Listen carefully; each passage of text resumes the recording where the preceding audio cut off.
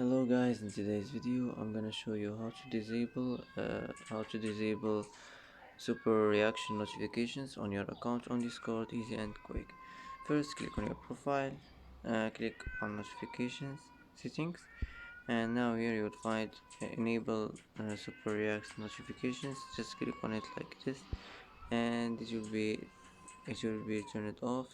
And that's it. That's how to disable super reaction notifications on your account on Discord, easy and quick. And that's it for today's video. If you like this video, don't forget to like and don't forget to subscribe. I hope this video is helpful for you, and thanks for watching till the end, and see you in the next video.